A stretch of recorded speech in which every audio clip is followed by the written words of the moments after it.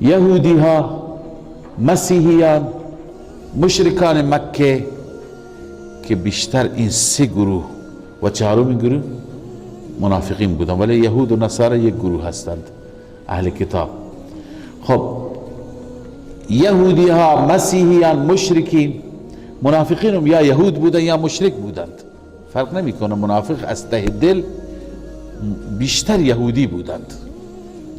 خب اینها خیلی مشکلات داشتند، خیلی مفاسد داشتند، اما عمده مفاسدشون در اعتقاد بود،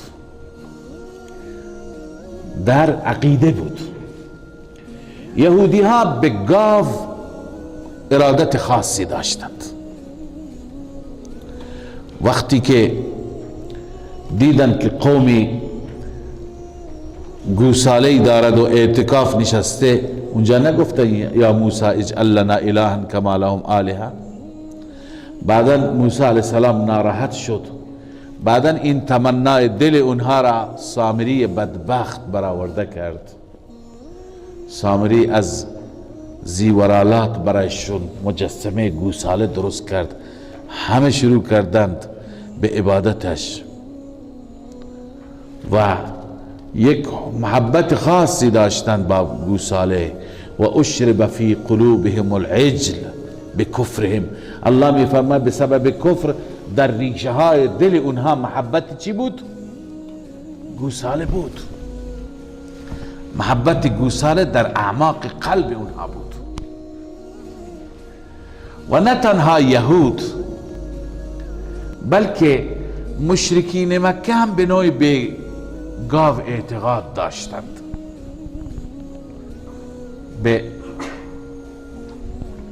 گاو احترام میگذاشتند، مقدس میدانستند. ضمن اینکه از گاو کار هم میگرفتند، در زمین هایشون گوشتش را میخوردند، اما مقدس میدانستند. یکی از رسومات جاهلیت در تفسیرها نوشته که اگر چند سال باران نمیبارید چیکار میکردند؟ دنب گاو را یک مواد آتشزای بهش میزدند و آتشی افروخته میکردند، آتشی روشن میکردند، دنب گاو آتش بگیره، در بگیره. وقتی که این آتش بیشتر میشد و کم کم بدنش احساس میکرد، گاو بیچاره بی اختیار فریادی میزد.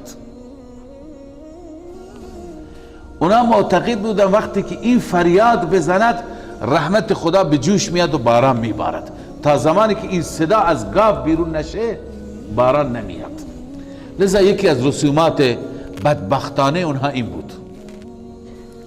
پس مشرکین مکه هم به گاو احترام میگذاشتند.